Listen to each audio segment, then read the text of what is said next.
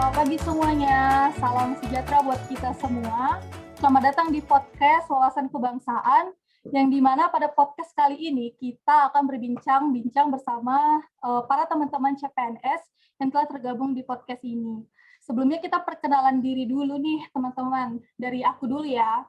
Perkenalkan, namaku Amelia Ananda, berusembiring dari UPT Rutan Kelas 2B Sipirok.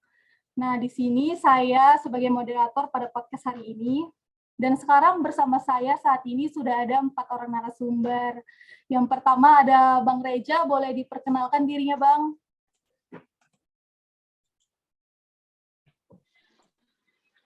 Perkenalkan, nama saya Muhammad Reza Pahlevi, asal saya dari UPT Rutan Kelas 2B Sipirok. Terima kasih.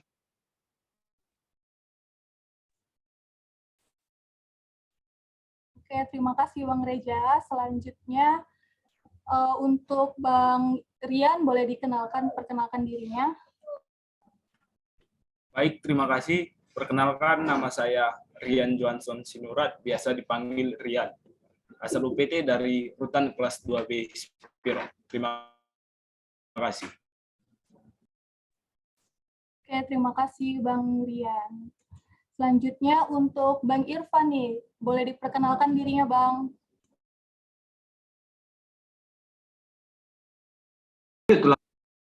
Baik, perkenalkan, nama saya Irfan Tommy Marata, dipanggil Irfan, asal UPT Rutan Kelas 2B Sipirok. Terima kasih. Terima kasih Bang Irfan. Selanjutnya Bang Tulus, boleh diperkenalkan dirinya. Terima kasih teman-teman. Perkenalkan, nama saya Tulus Marco Sinambela, asal UPT dari Rutan Kelas 2B Tanjung Pura. Terima kasih. Oke, terima kasih atas perkenalannya teman-teman. Salam sehat buat kita semua ya. Langsung aja nih kita mulai ke pertanyaan pertama ya. Nah, pertanyaan pertama mengenai apa pengertian dari wawasan kebangsaan. Menurut Bang Rian nih, apa itu pengertian wawasan kebangsaan?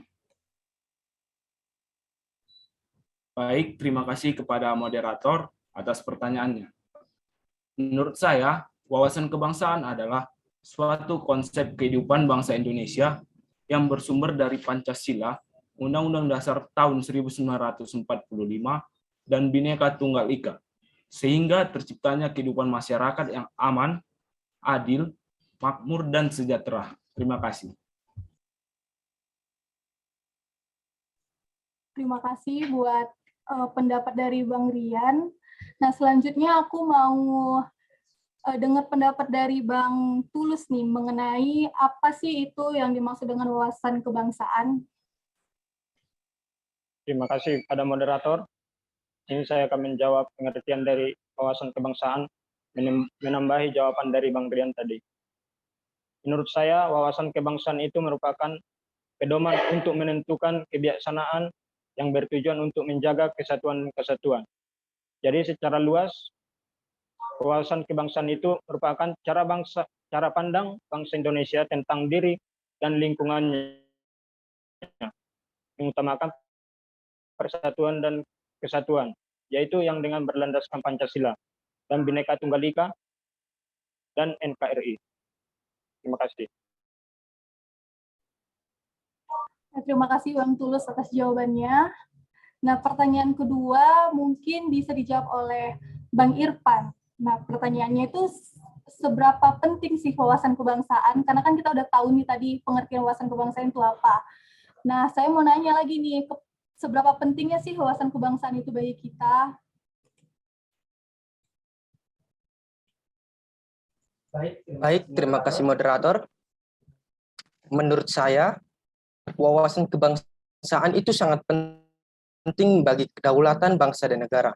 Dengan wawasan kebangsaan yang baik, kita dapat menciptakan bangsa Indonesia yang kuat dan tidak terpecah belah oleh keberagaman yang ada di bangsa kita ini. Dengan wawasan kebangsaan yang baik pula, kita dapat mengoptimalkan pengembangan dan pelaksanaan nilai kebangsaan guna pemberdayaan dan penguatan kesadaran berbangsa dan bernegara yang berlandaskan Pancasila, Undang-Undang Dasar 1945, NKRI, dan Bhinneka Tunggal Ika. Demikian. Terima kasih. Oke, terima kasih buat Bang Irfan. Berarti salah satunya meningkatkan kesadaran berbangsa dan bernegara ya, Bang.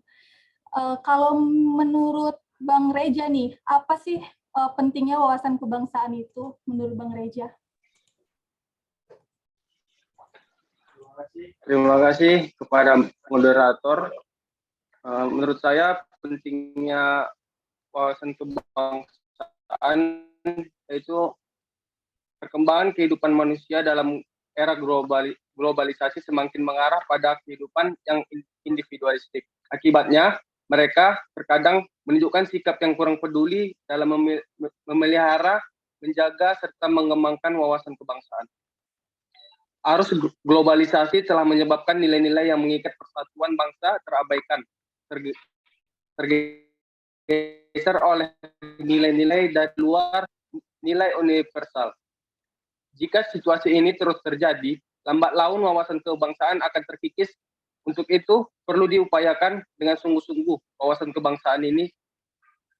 Pada hakikatnya adalah hasrat yang kuat untuk bersama-sama mengatasi segala perbedaan dan diskriminalisasi. Terima kasih. Baik, terima kasih atas jawabannya Bang Reja. Nah, dari sini kita tahu ya bahwa wawasan kebangsaan itu sangat penting untuk kita dalami dan pelajari. Nah, saya mau nanya lagi nih, bagaimana sih cara untuk menumbuhkan wawasan kebangsaan itu? Boleh jawab sama Bang Rian?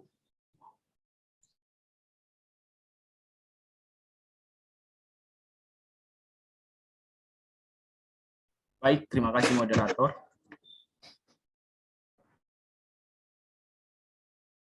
Di sini saya akan menjawab bagaimana cara menumbuhkan wawasan kebangsaan.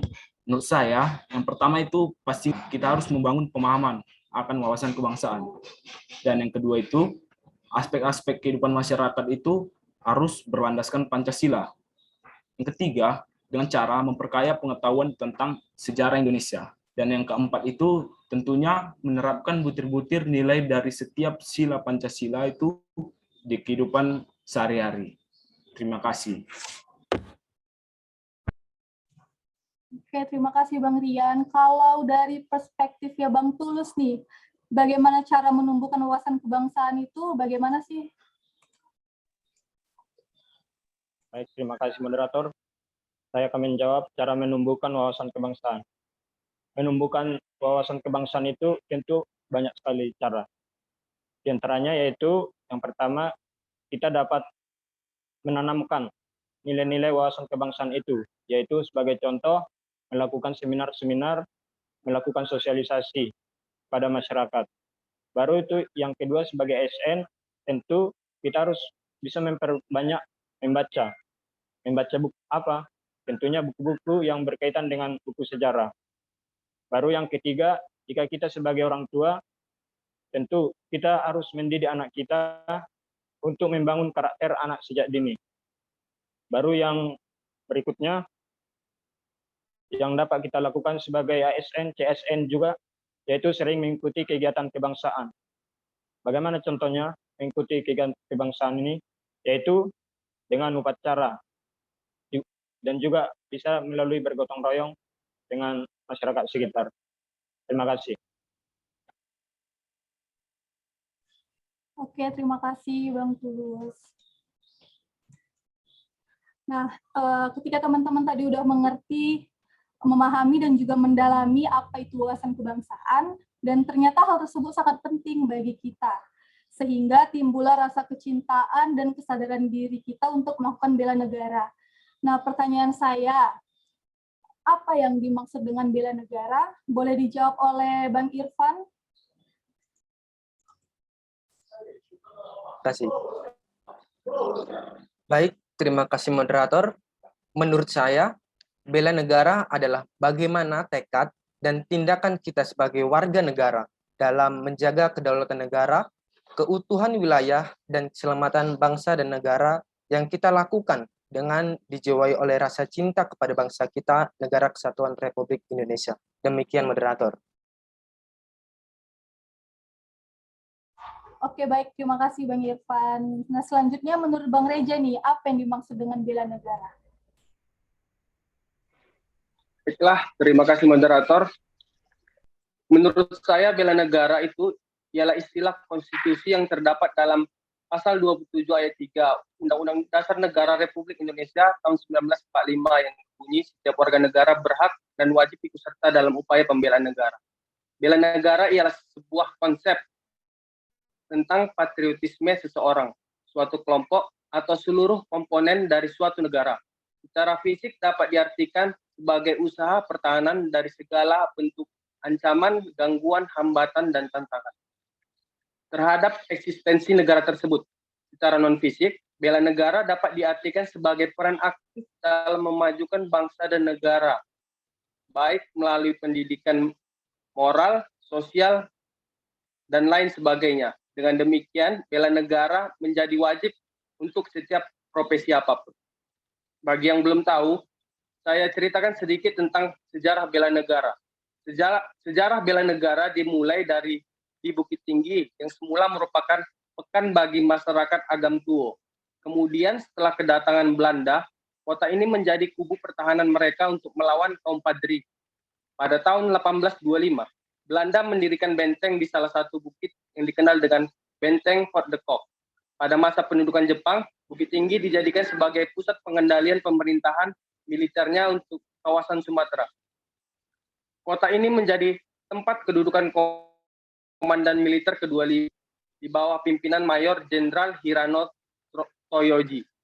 Setelah kemerdekaan Indonesia berdasarkan ketetapan Gubernur Provinsi Sumatera nomor 391 tanggal 9 Juni 1947, Bukit Tinggi ditetapkan sebagai ibu kota Provinsi Sumatera dengan gubernurnya Mr. Teku Muhammad Hasan. Pada masa mempertahankan kemerdekaan Indonesia, kota Bukit Tinggi berperan sebagai kota perjuangan dan ditunjuk sebagai ibu kota negara setelah Yogyakarta jatuh ke tangan Belanda atau dikenal dengan Pemerintahan Darurat Republik Indonesia yang dibentuk 19 Desember 1948 di Bukit Tinggi. Peristiwa ini kemudian ditetapkan sebagai Hari Bela Negara berdasarkan keputusan Presiden Republik Indonesia tanggal 18 Desember tahun 2006. Terima kasih. Terima kasih buat jawabannya Bang Reja, sekaligus sejarahnya tadi yang bisa kita dengarkan ya teman-teman. Nah, kalau menurut Bang Rian nih, seberapa penting sih bela negara itu? Boleh dijawab Bang Rian? Ya, baiklah moderator. Pastinya kita sama-sama mengetahui bela negara itu sangat penting ya. Nah, di sini bela negara itu berguna untuk memperkuat rasa nasionalisme dan semangat patriotisme warga negara Indonesia di tengah ancaman bagi bangsa saat ini, seperti yang kita ketahui berupa kejahatan terorisme internasional maupun nasional, aksi kekerasan yang berbau sara seperti yang marak-maraknya terjadi di negara kita ini.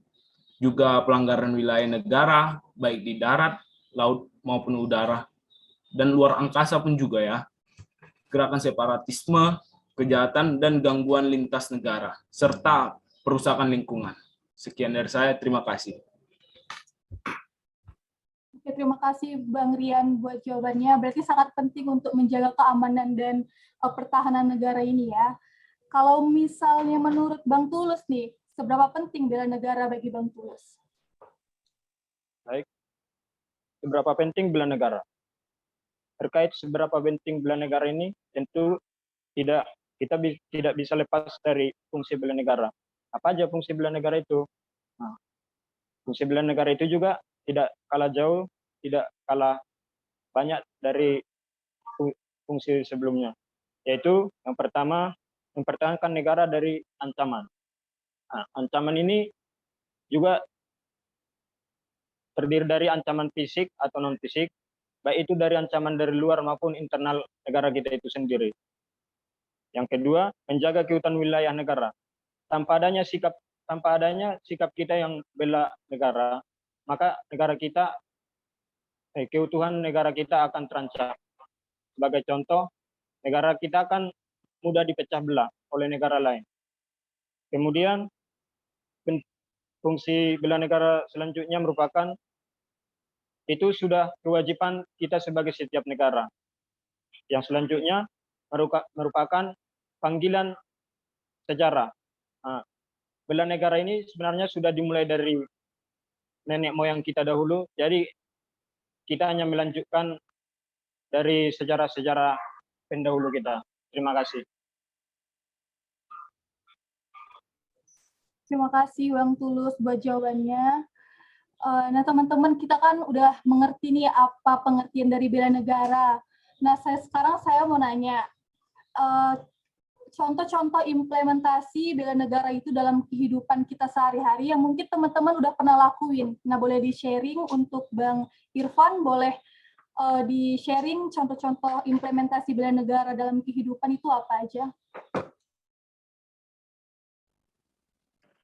Jadi begini Kak Amel, implementasi bela negara kita dalam kehidupan sehari-hari itu bisa kita lakukan dalam berikut organisasi di masyarakat, misalnya yang pemuda beragama Islam bisa mengikuti pemuda masjid, atau yang beragama Kristen bisa mengikuti pemuda gereja. Selain itu, kita dapat menjalankan hak dan kewajiban sebagai warga negara sesuai dengan peraturan perundang-undangan yang berlaku. Misalnya, mematuhi peraturan lalu lintas dan membayar pajak. Serta kita bisa mengimplementasikan bela negara tersebut dengan ikut bergotong royong, saling tolong-menolong kepada sesama warga negara, ikut serta dalam pemilihan umum, bahkan bela negara dapat kita implementasikan dengan berolahraga dan menjaga kesehatan jiwa dan raga kita. Terima kasih. Baik, terima kasih jawabannya Bang Irfan. Kalau dari Bang Reja nih, implementasi bela negara apa sih yang dalam kehidupan Bang Reja yang pernah Bang Reja lakukan atau yang Bang Reja tahu gitu? Baiklah, terima kasih kepada moderator. Menurut saya, implementasi bela negara di kehidupan yang kita lakukan sebagai CSN misalnya, dengan cara menaati seluruh peraturan yang ditetapkan oleh institusi, masuk kantor tepat waktu, memakai seragam dengan sopan dan rapi, ikut berpartisipasi dalam membanggakan institusi kita, serta dengan bekerja dengan giat dan bersungguh-sungguh.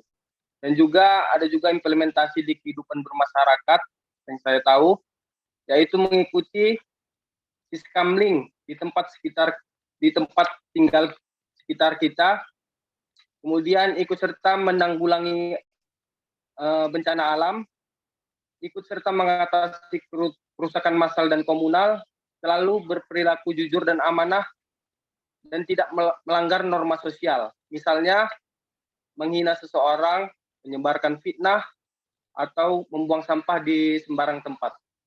Terima kasih.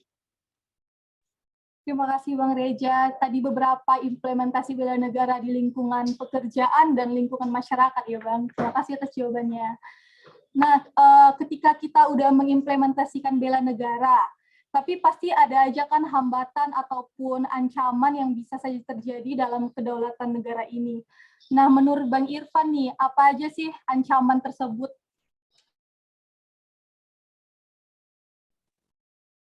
Baik, terima kasih moderator. Ancaman kedaulatan negara yang saya tahu itu ada dua hal, yaitu ancaman dari luar negeri yang dapat berupa agresi, pelanggaran wilayah, spionase, bahkan aksi teror. Sedangkan ancaman kedaulatan dari dalam negeri dapat berupa upaya penggantian Pancasila sebagai ideologi, korupsi, kolusi, nepotisme, isu SARA, atau kasus narkotika. Nah, kita kan sudah tahu berbagai ancaman yang dapat timbul jika kita tidak menerapkan aksi bela negara tersebut. Maka dari itu, kami mengajak teman-teman untuk ikut serta dalam kegiatan bela negara. Bela negara tidak harus menjadi tentara, polisi, ataupun aparatur sipil negara. Bela negara dapat kita lakukan dengan saling membantu, ikut bergotong royong, bahkan kita bisa ikut serta dalam upaya bela negara dengan cara gemar berolahraga, memelihara jiwa raga, serta menjaga kesehatan kita. Maka dari itu, kita bersama-sama mengupayakan bela negara untuk mempertahankan kelangsungan hidup bangsa dan negara, melestarikan budaya, dan menjaga identitas dan integritas bangsa dan negara kita. Demikian moderator. Oke, terima kasih Bang Irfan atas penutup papan pertanyaan saya pada hari ini. Nah, terima kasih juga buat teman-teman atas jawaban-jawaban yang luar biasa dari teman-teman semuanya. Dari diskusi kita hari ini, kita jadi mengerti bahwa memahami dan mendalami wawasan kebangsaan sangat penting bagi seluruh masyarakat Indonesia, khususnya bagi kita sebagai ASN. Itu akan menjadi bekal kita dalam mengawali pengabdian kepada bangsa dan negara ini. Karena pada hakikatnya kita harus mampu dan ikut serta dalam mewujudkan tujuan nasional seperti yang tercantum dalam pembukaan Undang-Undang Dasar tahun 1945. Untuk itu, sebagai bekal kita untuk mewujudkannya, ialah dengan memantapkan diri kita terhadap wawasan kebangsaan. Dan dari situlah timbul cinta kita terhadap tanah air, dan menumbuhkan kesadaran untuk bela negara, serta mengimplementasikan nilai-nilai bela negara dalam kehidupan kita dan lingkungan kerja kita masing-masing. Oleh karena itu, melalui podcast ini, mari mulai dari sekarang kita sebagai warga negara Indonesia dan sebagai seorang ASN, kita harus mengembangkan wawasan kebangsaan dalam diri kita masing-masing dan menumbuh kembangkan nilai-nilai dasar bela negara, serta yang paling penting mengimplementasikannya dalam berbagai kehidupan. Oke teman-teman, tidak terasa podcast tentang wawasan kebangsaan hari ini telah berakhir. Jika ada salah perkataan atau perbuatan, kami mohon maaf. Salam pembaharuan. Kami